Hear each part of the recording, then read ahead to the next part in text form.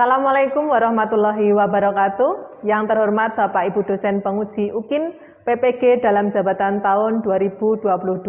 Perkenalkan, nama saya Nur Kasanah, mahasiswa PPG dalam jabatan kategori 1 gelombang 2 tahun 2022. Program studi Bahasa Indonesia di LPTK Universitas PGRI Kanjuruhan Malang. Hari ini, tanggal 12 Juni 2023, saya akan melaksanakan praktik mengajar dengan materi unsur pembangun puisi untuk kelas 10 AKL di SMKN 2 Trenggalek. Berikut video pembelajarannya.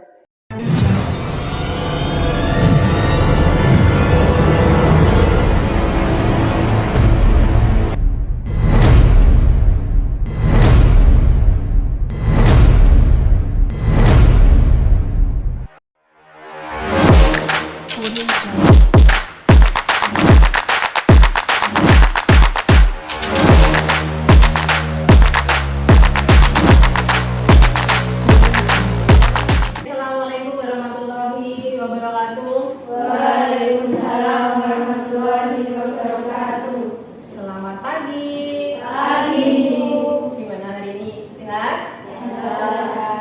Oke, hari ini sebelum kita mulai pembelajaran, supaya pembelajaran hari ini bisa berjalan dengan baik, tidak ada halangan dan tentunya dapat bermanfaat, kita berdoa bersama sesuai dengan kepercayaan masing-masing. Mungkin ya, berdoa mulai.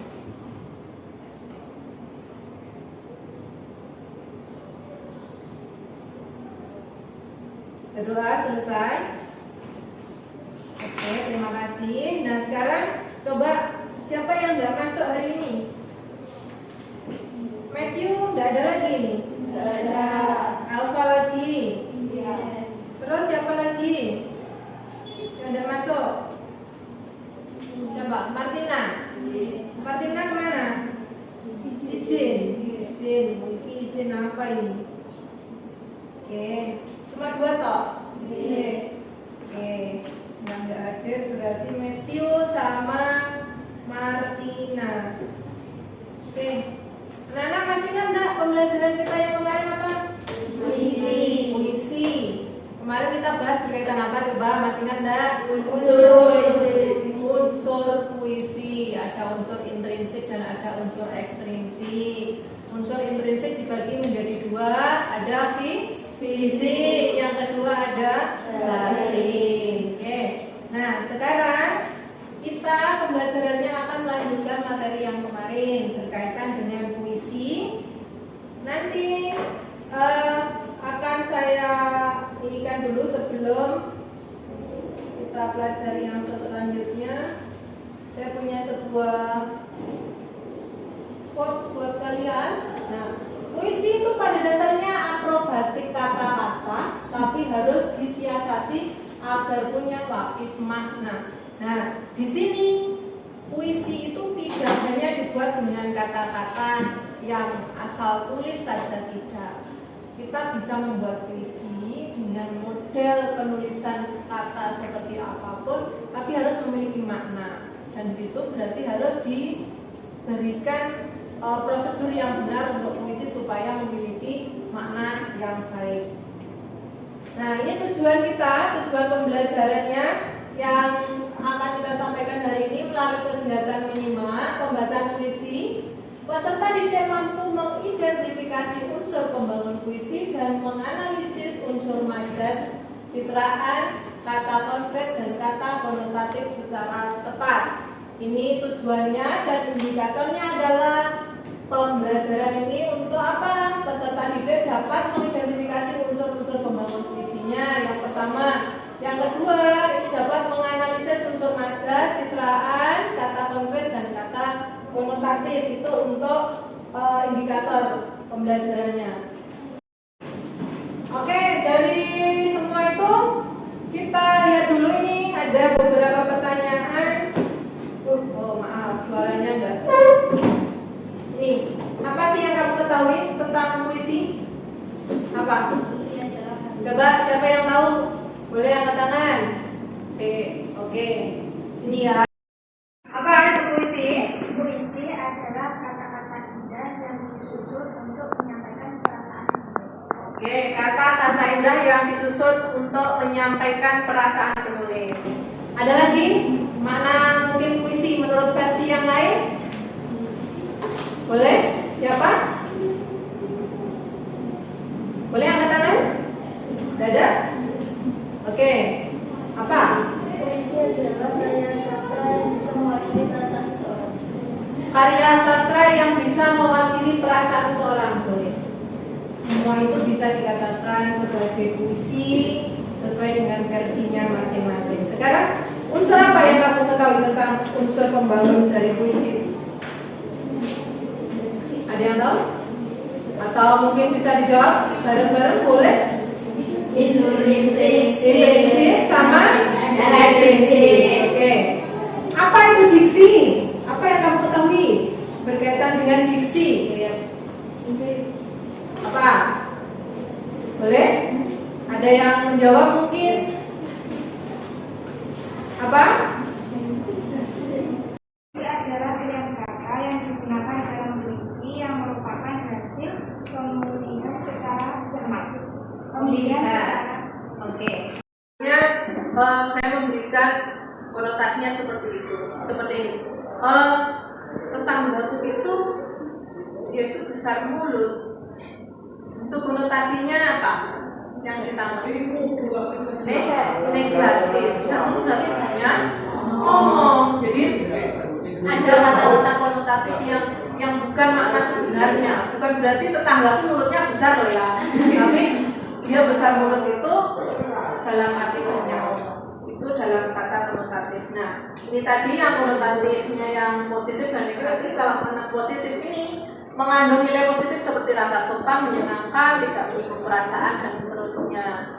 Misalnya saya mengatakan anak itu kan tidak bisa, yang berarti intinya di situ banyak. Pembelajaran yang akan Bunung lakukan, nanti kita akan membagi kelompok ya. Nanti akan saya bagi kelompok ini. Kelas ini menjadi kurang lebih 4 sampai 5 kelompok ya. 4 sampai 5 kelompok. Nanti di situ kalian akan mendapatkan barcode perekaman rekaman pembacaan puisi. Ya, di sini nanti kelompok 1, kelompok 2, kelompok 3, 4 dan 5 masing-masing ada barcode-nya sendiri yang kalian bisa barcode di dalamnya nanti ada rekaman pembacaan puisi. Jadi itu harus kita pahami sebelum kita masuk ke dalam video pembacaan puisi. Saya akan memberikan sebuah video. Di sini kalian bisa amati dari unsur majasnya, dari unsur imajinya, kata konkret dan kata konotatif. Ini adalah puisi yang berjudul Mata Luka Sengkon Karta. Serupa Mas Kumamba, pupuh mengantarkan wejangan hidup, kecapi dalam suara sunyi menyendiri, pupuh dan kecapi membalut nyeri, menyatu dalam suara genting, terluka, melukai, luka-luka menganga akibat ulah manusia, terengah-engah dalam tabung dan selam. Aku, seorang petani Bojong Sari, menghidupi mimpi dari padi yang ditanam sendiri, kesederhanaan panutan hidup, dapat untung dilipat dan ditabung. 1974, tanah air yang kucinta berumur 29 tahun.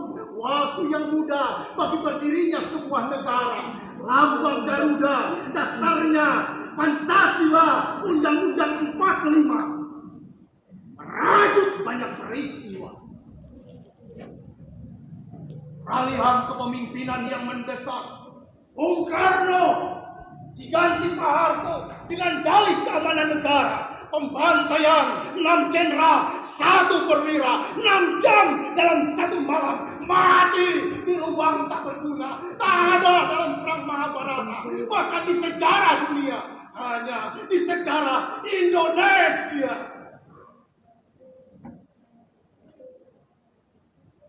Musnahan golongan kiri. PKI wajib mati. Pemimpin otoriter, rebelitas, rencana pembangunan 5 tahun bisa jadi rencana pembantaian 5 tahun. Di tahun-tahun berikutnya, didapati penembak misterius. Tak ada salah apalagi benar. Tak ada hukum negara. Pembantaian di mana-mana, di mulut sampai kotor, di mulut, di kepala, di tali, di kepala, di karu. Kuasa tidak tahan. Yang tidak ada bisa diadakan. Akulah semua yang satu, berusaha mengenang setiap luka di dada, di punggung, di bahu yang Coba diresapi maknanya. malam Jumat 21 November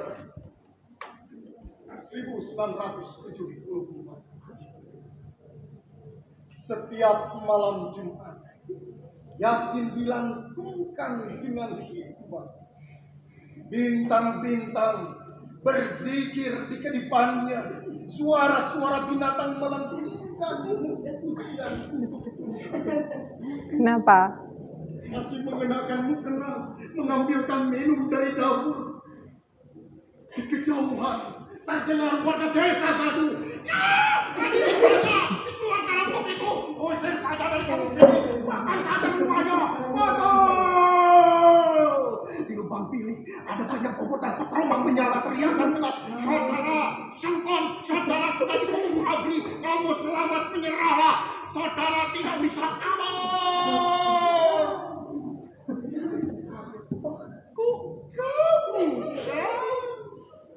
Kebingungan.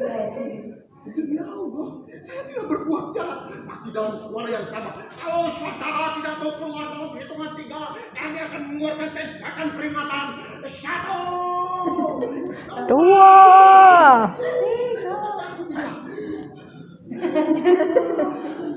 Di pintu, ratusan warga mulai melontarkan sumpah serapah. Tarik sampah. Caranya ada di mulut warga. Kata-kata tak mewakili kemanusiaan. Warga desa bengis seperti serigala. Tak ada rasa kasihan. Dari batu sampai batu, dari kolong sampai balok, diacung-acung dan perang. Serentak berkata, Allah. Bambu dan balok berterbangan ke arahku. Saudara-saudara, tolonglah mereka, biarkan pengadilan yang memutuskan hukuman. Aku masih diselimuti kebingungan, disambut raja seluruh badan kepalaku ditolong senjata laras panjang, mendekati puluhan api dan polisi. Ya, tanggung saja. Orang yang tak tahu diri, sama masyarakat.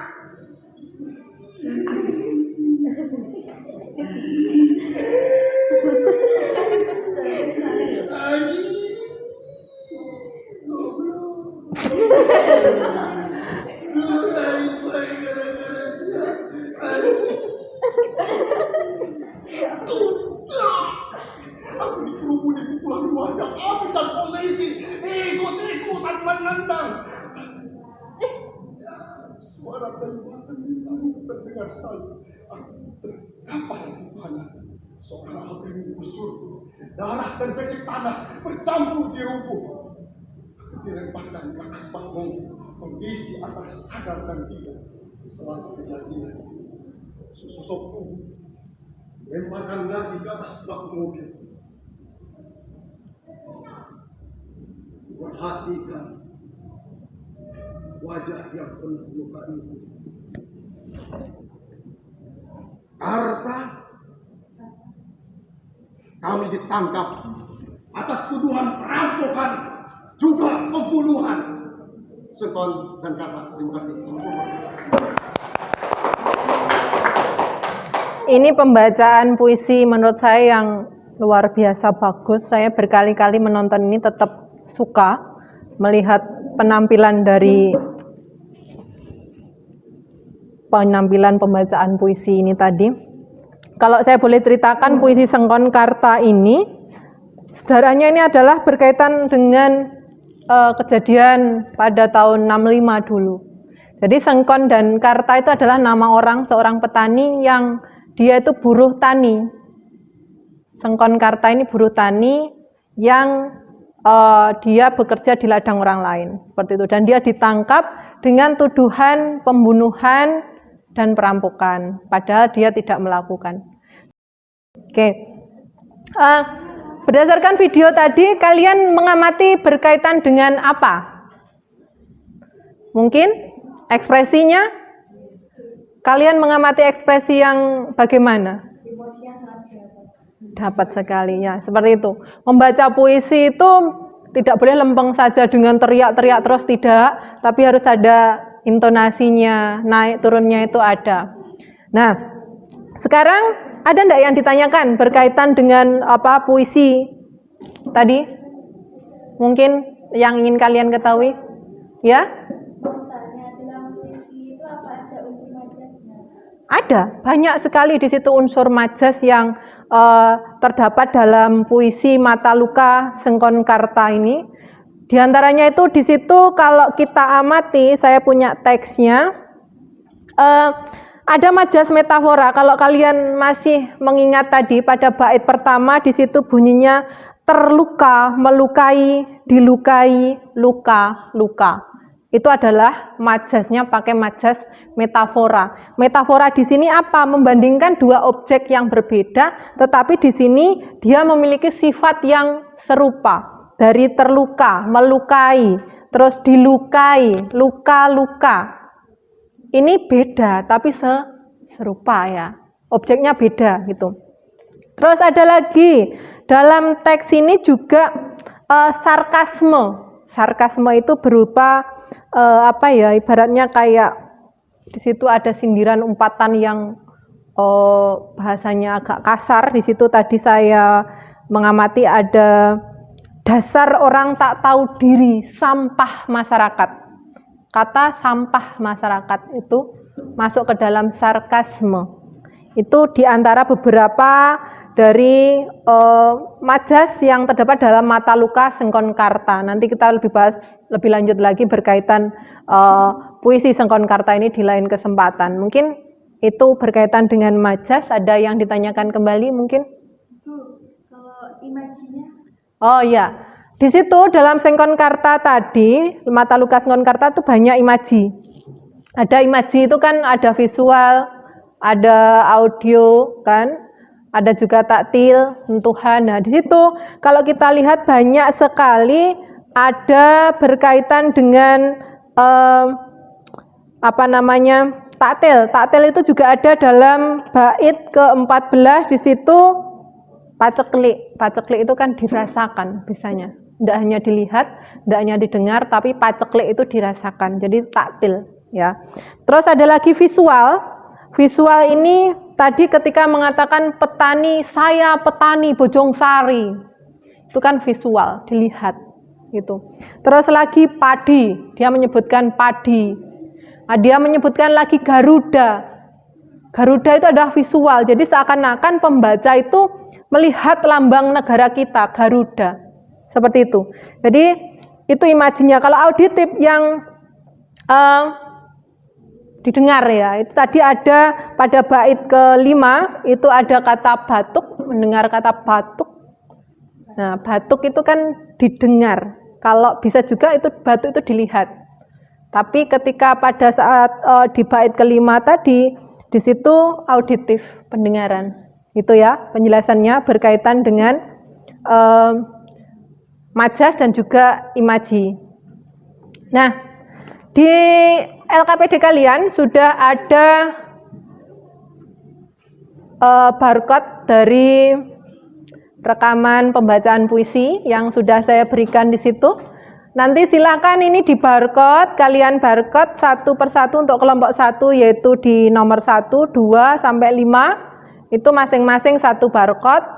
Di situ nanti kalian masukkan ke dalam LKPD majas apa yang kalian temukan, terus imaji atau di situ citraan ya, imaji sama citraan itu sama saja. Imaji di situ nanti kalian kutipan puisinya ditulis di situ, terus dimasukkan jenis citraannya citraan apa atau imaji apa. Terus apa efeknya bagi pembaca? Misal saya tadi menyebutkan Garuda. Garuda berarti jenis citraannya adalah penglihatan atau visual. Efeknya apa bagi pembaca? Efeknya adalah kita sebagai pembaca seolah-olah melihat lambang negara kita yaitu Garuda. Begitu cara pengerjaannya di dalam LKPD analisis yang bagian citraan atau imaji. Sedangkan untuk yang kata konkret di situ sama kata konotasi itu jadi satu LKPD-nya. Nanti kalian masukkan di situ kata konkretnya apa, maknanya apa, sumber atau rujukannya itu dari mana. Kalau kata konkret itu maknanya itu gitu ya. Terus ada makna, ada kata konotatif. Kata konotatifnya apa? Nanti maknanya dituliskan di situ. Bu, bagaimana jika puisi itu tidak ada makna konotatifnya? Ya enggak usah dituliskan kalau enggak ada, yang kalian temukan saja. Misalnya kalian hanya menemukan kata konkret. Misal kalian hanya menemukan majas dan imaji, ya dituliskan di situ saja. Nanti kan ada poinnya sendiri-sendiri. Bisa dimengerti? Bisa. Oke, dari situ nanti kalian coba dikerjakan secara kelompok ya. Bisa dimulai sekarang dan dikerjakan bersama-sama. Oke, silahkan dituliskan. Kelompok 3. Ini kelompok 4 sini. Kelompok 5. Oke, kalian masing-masing sudah menerima LKPD? Sudah menerima LKPD dan juga barcode-nya. Silakan kalian ambil HP-nya menggunakan HP. Mungkin pakai tidak semua HP ya, mungkin bisa. Silakan yang ini di barcode dulu di HP-nya.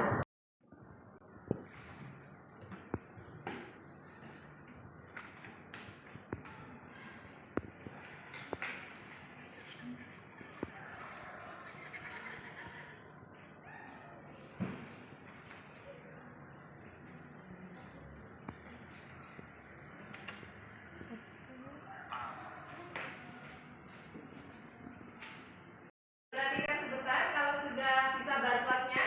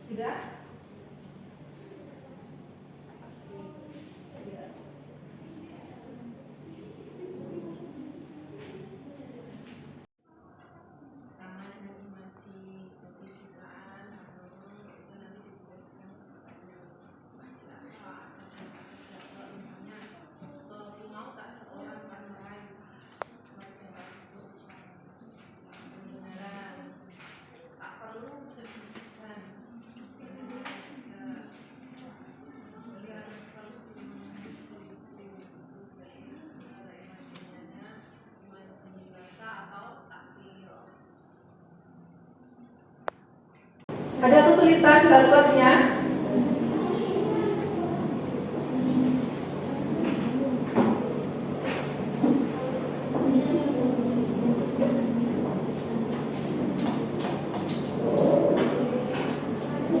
Nanti majasnya bisa dituliskan majas apa yang ditemukan gitu ya. Ini 5 puisi ini adalah karya para penulis puisi yang terkenal semuanya.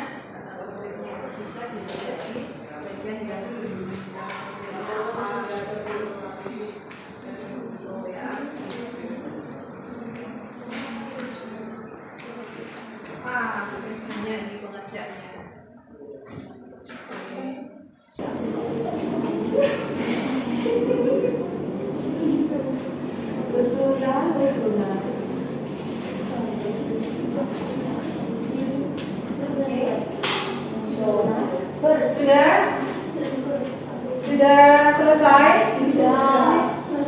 Oke, berarti kita siap untuk presentasikan? Ya.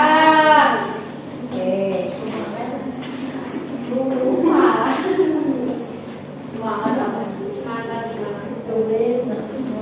Ya, salah satu silakan dipresentasikan. Siapa yang mau maju? Ya, kelompok berapa? Kelompok 5 menganalisis bagian apa? Majas, oke silakan. Oke, ini berarti LKPD-nya. Sini.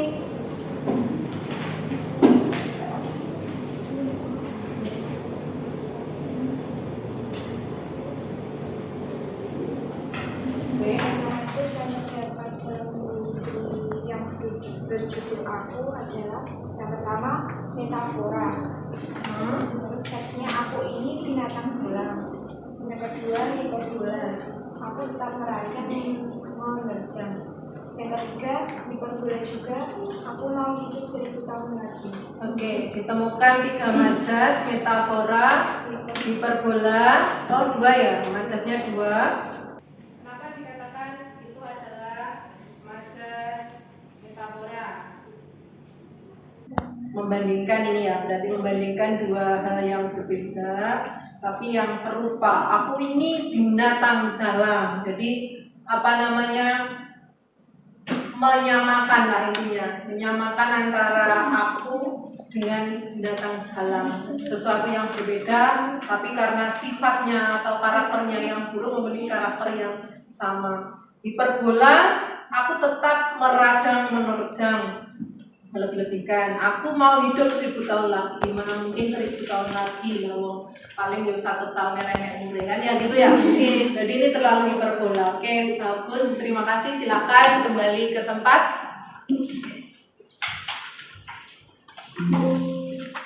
Oke. Itu tadi judul puisinya apa?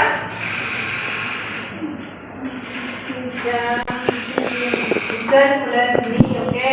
Dari kelompok 1 hujan bulan Juni. Menemukan imaji, silakan. Terdapat pengajian dan mendengarkan dan Ah, puisi tersebut membaca seorang yang memiliki apa yang tersebut. oke. Dapat penulis pertama bersifat yang Pengajian penglihatan. pada pemimpin itu terdapat penulis pertama bersifat kajian pendengaran itu dirahasiakannya yaitu mendengar. Oke. Puisinya apa judulnya? Kenangan. Nah, oke, silakan. Judul puisi kenangan terdapat citraan yaitu suara air mulai mendidih. Tulis citraannya citraan pendengaran. Efek pembaca menimbulkan seakan-akan pembaca itu mendengarkan suara air yang mulai mendidih. Suara air yang mulai mendidih, berarti suara air itu adalah citraan pendengaran. Jadi seakan-akan pembaca itu mendengar suara didihan air kemutuk kayak gitu. Oke, cuma menemukan satu. Oke, silakan. Ada yang menanggapi? Nggak ada? Oke, silakan kembali ke untuk apa? Majas atau ini? Majas. Oke, silakan disampaikan. Pada puisi yang berjudul doa terdapat dua majas yaitu majas Sinerbola yang teks dalam puisinya adalah aku hilang bentuk temu. Alasannya penggunaan kata hilang bentuk dan temu adalah sebuah perumpamaan yang sangat berlebihan. Tidak mungkin seseorang yang masih berpuisi sampai kehilangan bentuk dirinya dan dalam kondisi lemu. Oke. Majas kedua adalah majas metafora. Teks dalam puisi di pintumu aku mengetuk. Penggunaan kata pintu dan mengetuk saling berkaitan. Pintu merupakan agunan, mengetuk adalah memohon. Disebut majas metafora karena membandingkan pintu, agunan dan mengetuk memohon tanpa menggunakan kata pengganti. Oke, majasnya itu ada yang menanggapi? Bagaimana menurut kalian sudah sesuai dengan gaya bahasa kalimatnya? Sudah. Oke. Yang lain mungkin dari ini ada yang mau menanggapi? Tidak ada? Sudah ya bagian ininya.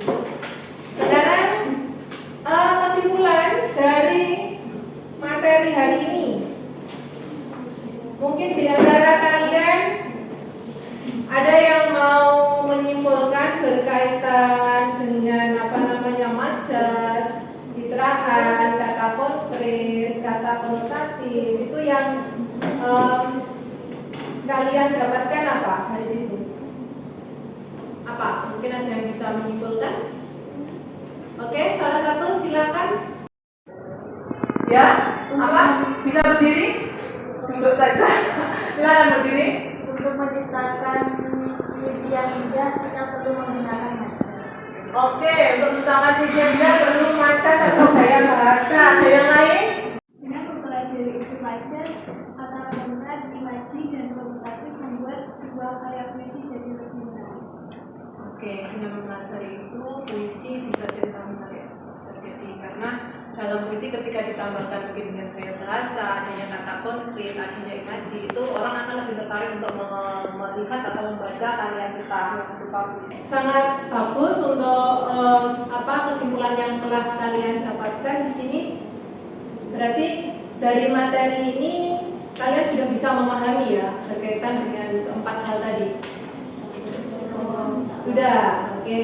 Di sini berarti dalam pelajaran hari ini pelajaran berkaitan puisi, di mana tadi kita mempelajari antara struktur puisi, strukturnya kan ada ini unsur ini ada intrinsik, ada ekstrinsik. Di sini kita mempelajari dari unsur dari bagian dalamnya, intrinsik dan ekstrinsik dari luarnya. Di sini semuanya kita mempelajari satu persatu nantinya. Nah, saat ini kita masih mempelajari di bagian yang fisiknya saja. Nanti kedepannya kita akan mempelajari berkaitan dengan biografinya, bagaimana nilai-nilai sosial yang ada di sana. Nah, untuk itu dalam pembahasan puisi kali ini kita difokuskan pada empat hal yang membuat kita ketika membuat puisi atau membuat puisi itu ada nilai plusnya, tidak hanya ada kata-kata yang digabungkan sehingga terbentuk sebuah kalimat puisi atau tata bahasa yang amburadul seperti itu enggak ya. Jadi harus sesuai dengan aturan-aturannya, bagaimana ada tema rasa, nadanya bagaimana, ada amanatnya, juga tipografi, diksi, dan imaji, dan seterusnya. Pokoknya tentang itu. Ada mungkin siapa yang ini mau menyampaikan? Setiap kalimat dalam puisi akan memiliki nilai emosional. Setiap kalimat dalam puisi akan memiliki nilai emosional. Bisa jadi karena ketika kita menambahkan itu tadi gaya bahasa dan sebagainya, penekanan rasa itu akan lebih terasa bagi seorang pembaca puisi atau yang menikmati hasil karya tersebut. Oke, nah di sini sebelum kita mengakhiri pembelajaran pada hari ini, nanti ke depan disiapkan ya untuk kita coba membuat sebuah puisi. Ya, nanti membuat sebuah puisi berdasarkan ininya kalian sendiri. Apapun yang kalian pikirkan silahkan dibuat, tapi dengan usahakan dengan memakai itu gaya bahasanya yang bagus, pakai gaya bahasa majas, imajinya yang tepat, terus di situ ada kata konkret, ada kata konotatifnya. Coba bagaimana rasakan nanti bentuk puisi itu nanti akan berbeda ketika diikuti dengan 4 unsur tadi. Oke, sebelum menutup pelajaran, saya punya sebuah pantun buat kalian. Nah, pantun ini kalian harus jawabnya dengan kayak TV-TV gitu ya, cakep kayak gitu ya. Bangun rumah dengan batu bata, cakep. Akan banyak pengeluaran yang muncul, cakep. Apapun yang menjadi cita-cita kita, cakep. Semoga kelak bisa terkabul. Amin.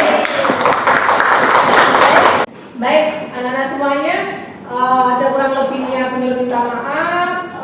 Terima kasih atas waktunya hari ini sehingga pembelajaran sangat kondusif hari ini. Tidak ada yang aneh-aneh ya hari ini. Saya akhiri. Assalamualaikum warahmatullahi wabarakatuh. Waalaikumsalam warahmatullahi wabarakatuh.